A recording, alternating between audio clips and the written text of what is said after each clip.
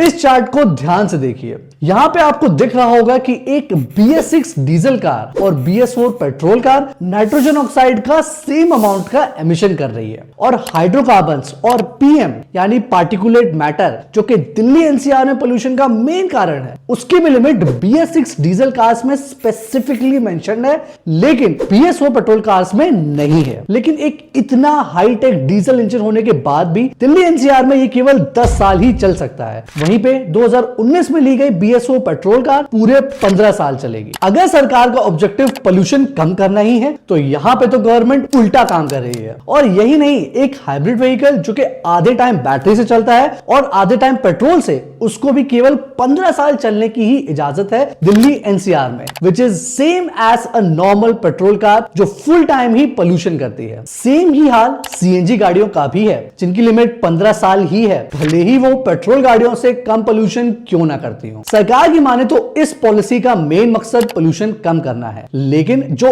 जमीनी हकीकत है उसके हिसाब से ये पॉलिसी सिर्फ कंज्यूमरिज्म को बढ़ावा दे रही है, जिससे कि हम हर 10-15 साल में अपनी गाड़ियां बेचते रहें। जिनके पास इतना पैसा होगा वो खर्चा करते रहते हैं, लेकिन for a middle class person इसका मतलब है जिंदगी भर कार EMI में ही लगे रहना। आप बताइए कि क्या ये आपके कंज्यूमर राइट्स पे एक हमला नहीं है? गाड़ी आखिर में एक ऐसी चीज होती है जिसे आप ओन करते हैं, इससे आपके इमोशंस और मेमोरीज भी जुड़ी होती हैं। ये कोई ऐसी चीज नहीं है जिसे आप नेटफ्लिक्स या Amazon प्राइम की तरह सब्सक्रिप्शन पे लेते हैं। गाड़ी भी आपके घर की ही जैसी आपकी प्रॉपर्टी होती है, उसको बिना आपकी परमिशन के छीन के ले जाना और जबरदस्ती स्क्रैप कर देना एक लीगलाइज चोरी से कम नहीं है। और ऐसा नहीं है कि लोग पोल्यूशन कम करने में साथ नहीं देना चाहते। हर मिडिल क्लास आदमी जिसकी फैमिली है, बच्चे हैं, यही चाहता है कि वो और उसकी फैमिली ताजा हवा में सांस ले, और जब जब पोल्यूशन कम करने का कोई भी मौका आता है, ही ऑलवेज गिव्स हिज हैंड। क्योंकि जब 2020 में BS6 नॉर्म्स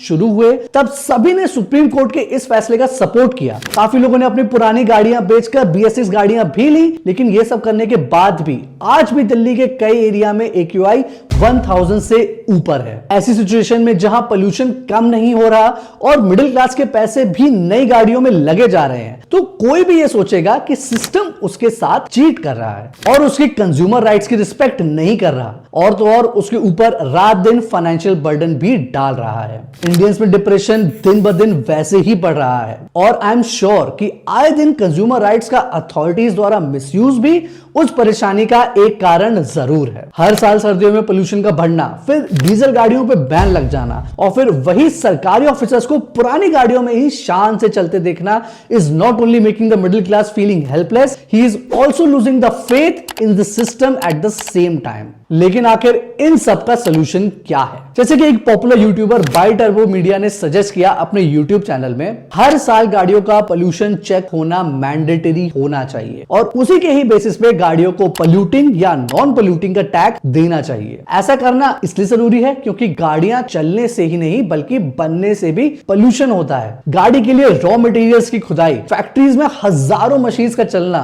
उन सारी चीजों के लिए इलेक्ट्रिसिटी का प्रोडक्शन, ये सारी चीजें पोल्यूशन करती ही हैं। और अगर हम इलेक्ट्रिसिटी की ही बात कर रहे हैं तो मैं आपको बता दूं कि 2020 की centre for science and environment की रिपोर्ट के मुताबिक 33% ऑफ दिल्लीज इलेक्ट्रिसिटी जिस कोल पावर प्लांट से आती है वो ऑलरेडी भर भर के सल्फर ऑक्साइड और पार्टिकुलेट मैटर का पोल्यूशन करते हैं। ऐसे में आप कैसे एक्सपेक्ट कर सकते हो कि आप एक ईवी लेकर एनवायरनमेंट बचा लोगे, क्योंकि चार्ज तो आप फिर भी ज्यादा पोल्यूशन से बनने वाली बिजली से ही कर रहे हो। और अगर बात ईवी की ही चल रही है तो मैं आपको बता दूं एक इंटरेस्टिंग फैक्ट, एक ईवी को बनाने में जितना रॉ मटेरियल लगता है उतने में 90 हाइब्रिड व्हीकल्स बन सकते हैं। यह बात मैं नहीं बल्कि टोयोटा के साइंटिस्ट खुद बोलते हैं, और उन रॉ मटेरियल की खुदाई में भी पोल्यूशन होता ही है। मतलब एक ईवी पहले से ही ज्यादा पोल्यूशन करके बनती है एक पेट्रोल कार के मुकाबले। और एक और रिपोर्ट के मुताबिक आपको अपनी ईवी को 21,000 किलोमीटर चलाना पड़ेगा, तब जाके वो अपने प्रोडक्शन में हुए पोल्यूशन को ऑफसेट करके